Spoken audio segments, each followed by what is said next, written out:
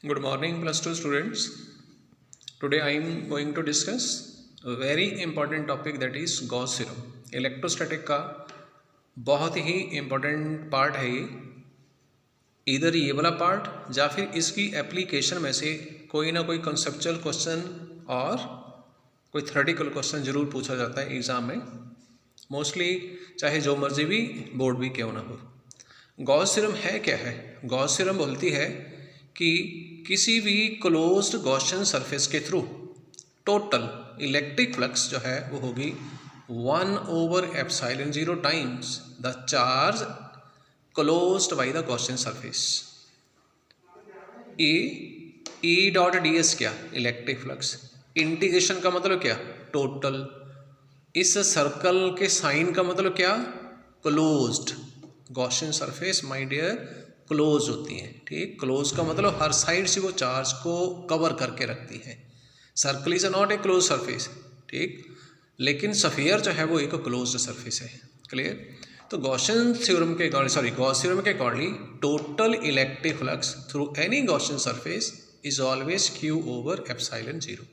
What about this Q? That is a charge lying inside the Gaussian surface. इसको हमने verify करना है, means इसको प्रूव करना है कि वाकई ही ऐसा ही रिजल्ट बनेगा ये वाला कि इसमें कुछ चेंज होगी। क्लियर? मान लेते हैं मेरे पास ये प्लस Q चार्ज है, ठीक। मैं गॉस थ्योरम को प्रूव करने के लिए क्या करूँगा? इस प्लस Q चार्ज के अराउंड एक spherical Gaussian surface capital R radius वाली ड्रॉ करूँगा। क्लियर? इस पूरी की पूरी स्फेरिकल गॉसियन सरफेस को मैं अपनी कन्वीनियंट के लिए छोटे छोटे एरिया में डिवाइड कर दूंगा, छोटे छोटे पार्ट्स में कट कर दूंगा। ऐसे ढंग से कट करूंगा, ऐसे ढंग से डिवाइड करूंगा ताकि हर छोटे से छोटे पार्ट का सरफेस एरिया मैं ले सकूं सेम या फिर इक्वल। जैसे फुटबॉल होता ना, फुटबॉल यू कैन इमेजिन, इसको फील कर सकते हैं कि ये फुटबॉल के सेंटर के ऊपर चार्ज क्यों लाई कर रहा है। और फुटबॉल जो है वो छोटे छोटे स्टिकर से बना होता है ना, और हर स्टिकर जो है वो सेम सरफेस एरिया वाला होता है। वैसे ही मैंने अज्यूम किया। क्लियर? तो मैं क्या करूँगा, इस पूरे के पूरे स्फीयर के थ्रू इलेक्ट्रिक फ्लक्स फाइंड करने से पहले मैं ये वाला जो एक छोटा सा ds एरिया मैंने लिया है अराउंड द पॉइंट P, मैं इस छोटे से एरिया ds के थ्रू फाइंड करूँगा इलेक्ट्रिक फ्लक्स, और वो ये वाला आएगा E वेक्टर डॉट ds, क्योंकि इलेक्ट्रिक फ्लक्स के लिए ये फार्मूला है, ठीक। मैंने तो फाइंड करना क्या? पूरे के पूरे गॉसियन सरफेस के थ्रू इलेक्ट्रिक फ्लक्स। तो मैं क्या करूंगा, इस इंटीग्रेशन, इस डी फाई या फिर इस इलेक्ट्रिक फ्लक्स की मैं कर दूंगा इंटीग्रेशन, ठीक। तो नेक्स्ट स्टेप पे मैंने इंटीग्रेशन की, ये complete phi that is a total electric flux. और टोटल के लिए माय डियर स्टूडेंट्स हम इंटीग्रेशन का साइन लगाते हैं। कब इंटीग्रेशन का साइन यूज किया जाता है? जब चीज कंटिन्यूटी में प्रेजेंट होती है, ठीक। अगर डिस्क्रीट मैनर में प्रेजेंट हो तो साइन ऑफ समेशन लगाया जाएगा। पर यहाँ जैसे फुटबॉल को आप इमेजिन कर सकते हैं ना, जैसे छोटे छोटे स्टिकर होते हैं कंटिन्यूटी में प्रेजेंट होते हैं ना, तो हम क्या करेंगे, एक स्टिकर के थ्रू इलेक्ट्रिक फ्लक्स फाइंड करेंगे, दूसरे के थ्रू फाइंड करेंगे, तीसरे से, इस तरह से सम करते करते सारे स्टिकर के through total electric flux.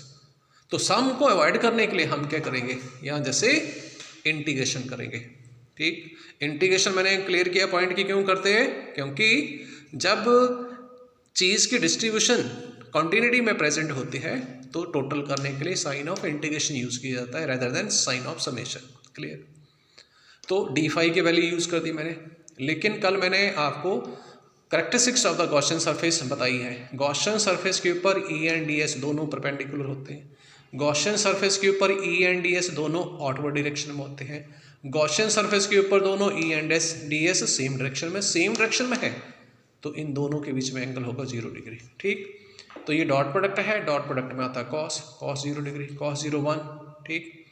Another मैंने कैरेक्टरिस्टिक्स बताई थी कि गॉसियन सरफेस के ऊपर इलेक्ट्रिक फील्ड की वैल्यू होती है थ्रू आउट सेम, ठीक, कांस्टेंट। तो नेक्स्ट स्टेप में हम क्या करेंगे, इस ई को outside the sign of integration ले आएंगे। तो ये outside the sign of integration लिया मैंने।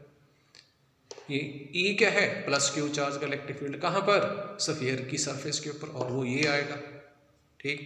इंटीग्रेशन ऑफ ds, ये है स्फीयर का सरफेस एरिया, क्योंकि गॉसियन सरफेस कैसी है? स्फेरिकल, तो कैंसिल हो जाएंगे, तो रिजल्ट ये वाला बन गया, ठीक। तो वेरीफाई हो गया। E dot ds, integration of E dot ds is always equal to q by epsilon 0.